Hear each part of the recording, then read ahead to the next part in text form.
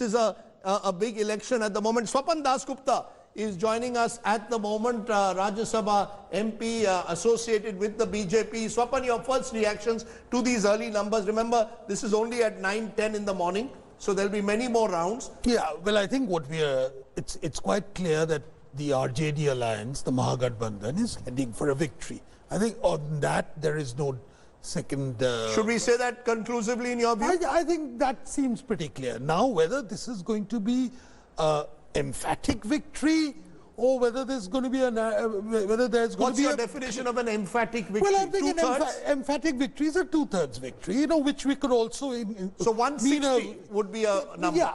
So whether it's going to be that or it's going to be a narrow victory is something which we need to assess now, because as you can see that the margins are not at present as decisive as they were in the first few minutes of the counting. So let's wait for that. But I think it's also quite clear that economic issues did dominate this election, which probably explains why there is a greater degree of cross-caste solidarity, and some of the older alliances are not holding and newer alliances are being forged. Is there a message to the central government also, maybe in terms of fiscal stimuli, that poor, downtrodden, dispossessed, the unemployed are crying out for help and maybe more help is required? Well, I think certainly there would be a message. Every election, whether it's an assembly election or whether it's a national election, has a certain message.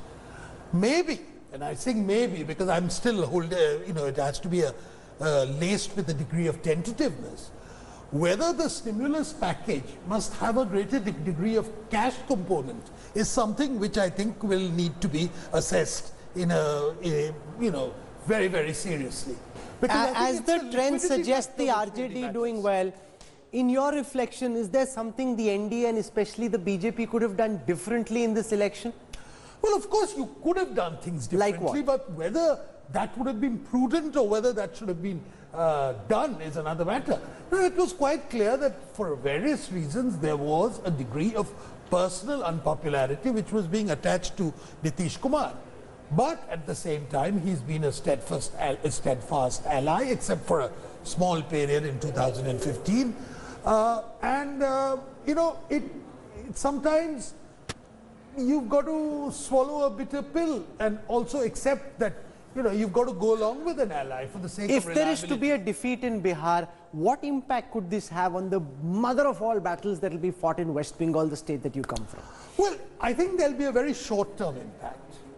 In that sense, it'll certainly enthuse Mamata Banerjee.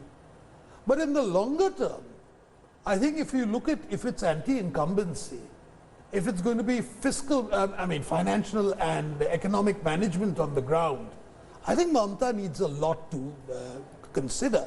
But of course, there is a complicating factor in Bengal, which is the degree of political and social violence which is there, which is completely an autonomous thing, which I don't think, which at one time was certainly the hallmark of Bihar.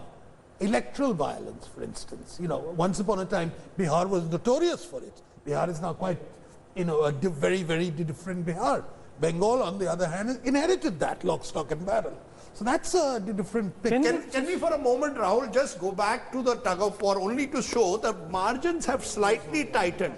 If you see the margins have slightly tightened, it will be interesting to see where BJP and how they're tightened. BJP versus RJD. This is where it's tightened.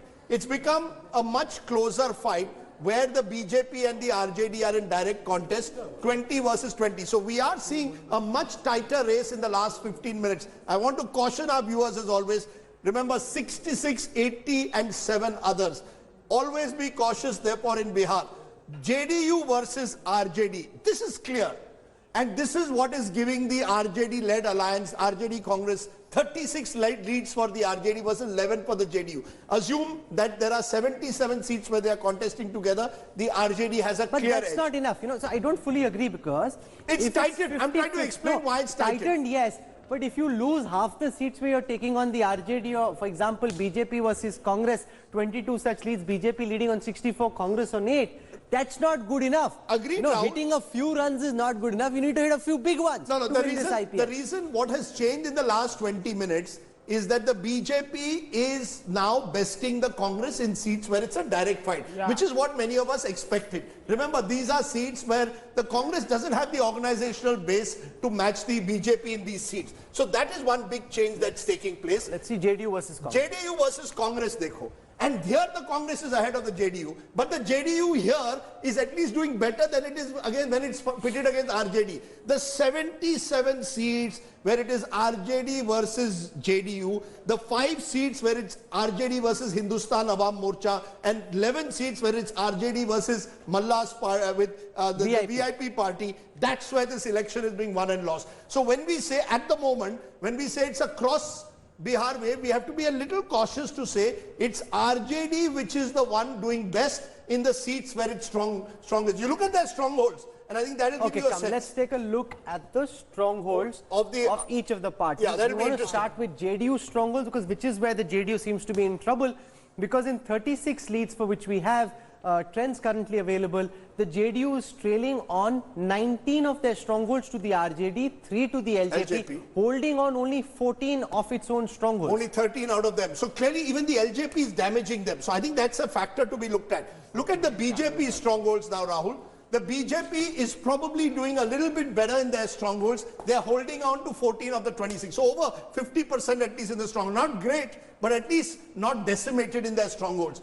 The RJD strongholds are interesting because the RJD, you only got 9 leads, but they're leading in 7 and only down in 2 of them.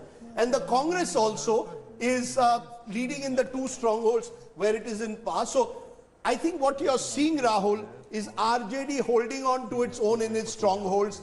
The BJP doing reasonably okay in its strongholds. The JDU getting decimated. So far, I think we can say this is clearly an anti-JDU vote as of now at the moment. Okay, let's take a look at what's happening in the swing seats, because these are the slipperiest seats in an election, seats that tend to flip the fastest. Of the 59 swing seats for which we have trends currently available, the RJD leading on 29, the NDA on 28. What that suggests, though, is that this election in the last 15 to 20 minutes, the trends have become narrower. It's not as much of a breakaway lead that the RJD seemed to have in the first about 45 minutes of time. And I think that's the worry which Supriya Srinath of the Congress you should have. The one worry is, remember, it's only 9:20. Last time, 5 years ago, the BJP started bursting crackers thinking that they were winning the election. It's not happened yet. Are you all worried at any level that maybe the RJD is going to have to push you forward? You said this is an alliance of like-minded parties. The Congress is also going to have to pull its weight in those 70 seats? No, we're not worried at all. And as the trends unfold, you will see that we will do a lot better than the margins that you're projecting right now. Let the elections unfold and let these votes be counted. Simply because I have traveled through some of these places and I can tell you that there is a huge frustration. There is a vote that is going to be counted as far as the youth is concerned, and they have decisively voted against the NDA. It is not just going to be the JDU. You will see the BJP doing badly as well. I've spoken to migrant laborers who've been particularly perturbed, and the youth. You know, it was easy for Mr. Modi or Mr. Nitish Kumar to go and not ask for votes for 15 years of their rule and keep talking about the last 15 years. The reality is that this youth wants jobs today. They don't care about what happened in the past. They don't care about what's going to happen in the future. They want somebody reliable who's going to offer them jobs, and I'm happy that they have voted on this. I know I'm sounding like a stuck record, but I think jobs matter a lot. Also, others, Rajat, is important because you've got 3 LJP leads, you've got 3 BSP leads. And clearly, therefore, we've discussed this as a potential X factor.